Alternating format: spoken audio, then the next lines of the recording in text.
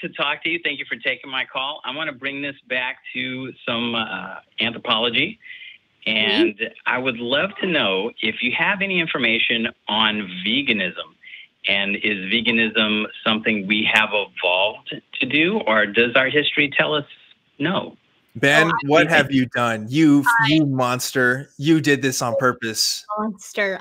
There's another follow-up question. It's going to get even deeper, but go ahead. Oh man, that's a really excellent question. All you need to do is go to your nearest mirror and pop open your mouth and take a look at the kinds of teeth that you wield.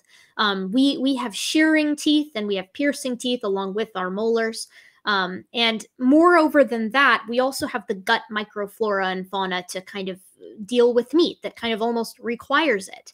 There have been some really interesting studies done that seem to suggest very tentatively that there is some kind of relationship with our rapid brain case expansion, evolutionarily speaking, and adding meat to the diet. It probably would have been scavenging at first, and then once we figured out how to sharpen sticks and throw pointy rocks, it would have been active hunting. And our guts and our teeth have adapted to reflect that.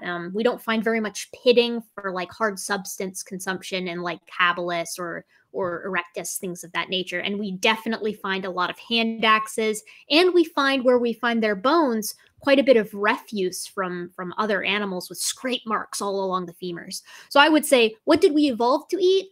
We're omnivores. We are obligate omnivores. While we can survive on a vegan diet, and perhaps ethically speaking, veganism is the way to go. I certainly can't stand the idea of all of the suffering that's inflicted through like factory farming and things like that. And we have the technology to supplement a meat-based diet with the nutrients that we need, sort of artificially speaking. But as for what is natural, not saying what is natural is always good, but we did evolve to eat meat. I would say that's pretty open and shut. Okay, so then when you look at the circle of morality that we're creating for our fellow human beings, how does that factor into extending that circle if that's not in our evolution? Like, does that make sense? Well, yeah, I mean, let me try to parse it out. Are you kind of saying that expanding our circle to include other organisms becomes very difficult with an organism that almost requires at least some kind of meat eating? Yes. Yeah. Yeah. I mean, oh, sorry, go ahead. No, go ahead. Yeah, I think it's a very difficult question to ask. I think that given that we are rapidly getting the technology that we need to have a vegan diet and live with a very healthy lifestyle off of it, the justification for meat consumption is getting much harder. In my personal opinion, I'm very excited for lab-grown meat, hopefully to be something that comes along in the future. But that's why I kind of tried to stipulate as hard as I could that what is natural does not necessarily equate to what we determine to be morally correct. Yes. So I think that you run into some problems there. I am perfectly fine with someone who, I myself am not vegan, but I am perfectly fine with someone coming up to me and saying, I'm vegan and I think that is our moral obligation. And honestly, I don't have a ton of great arguments against it, other than to say that a strictly vegan diet for some people, and if we're looking at the globe, a vast majority of people, is untenable nutrition-wise at the current present time. The Western world is very different. But what gets my goat is when people are like, "Look at us. We're meant to be this way. We can lead a healthier lifestyle being entirely vegan." I don't think that has all been proven to be the case. Nor do I think that's important.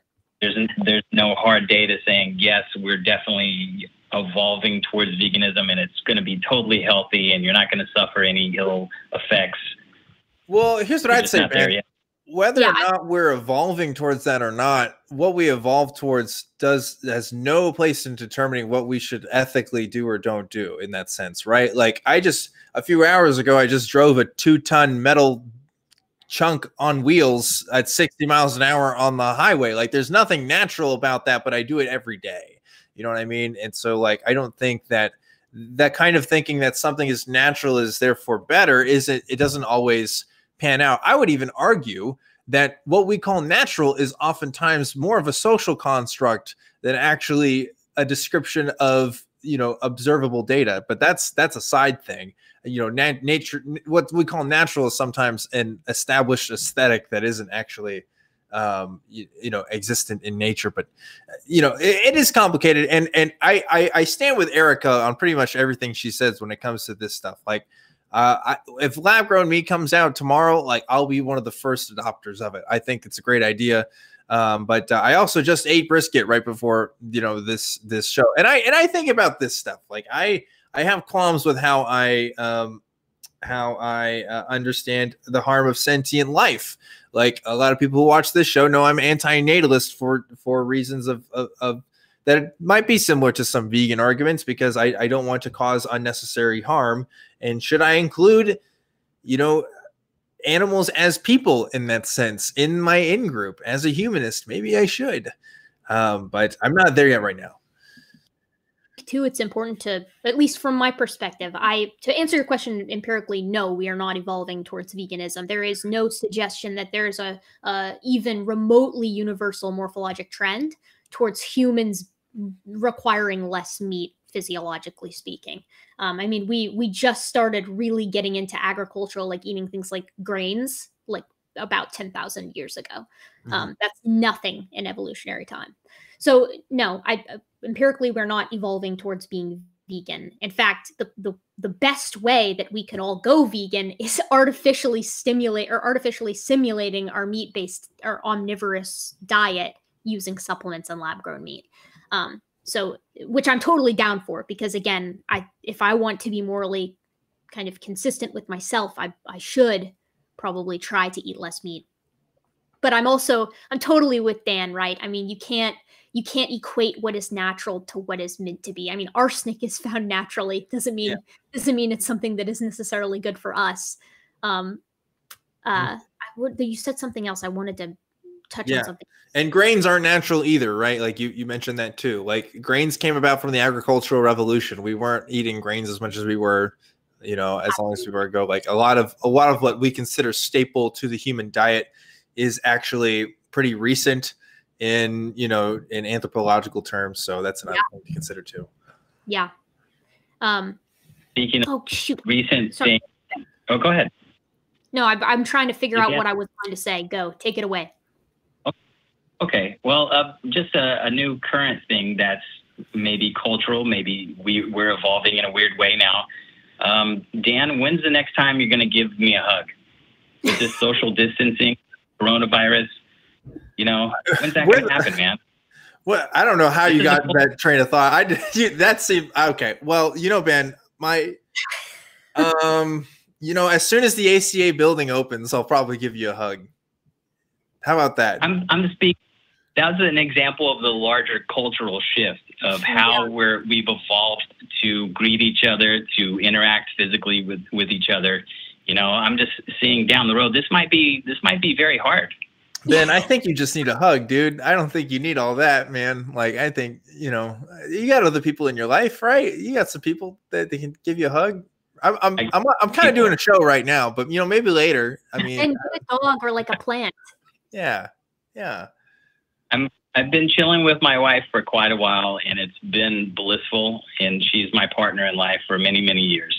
And speaking of grains, I just made a badass sourdough bread today. I've brewed beer many times. Are you telling me that we evolved for that kind of stuff? No, we didn't. We didn't. We did not evolve for that kind of stuff. The agricultural revolution, as Erica was talking about, only happened as recently as maybe 10,000 years ago. And before, hunter-gatherer societies were exactly that, hunter-gatherers. They hunted a lot of their food and they collected things when they saw them, but they weren't farming things and they weren't eating as much grains as we eat today.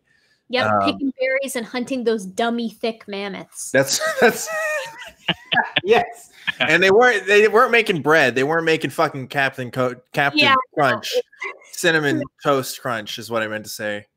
But Captain Crunch is the thing too. When was the last time you saw Captain Crunch? I guess they got cereals back now in the stores. Anyway, man, I'll give you a hug whenever, dude. Like, but you got a wife. Come on. Yeah. I'm here by myself, man. Don't rub it in my face. Yeah. All right.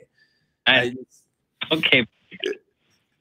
Awesome. But all right, man. Good talking with you. I'll catch you later. And good luck, man. Good luck with all your projects too. So that's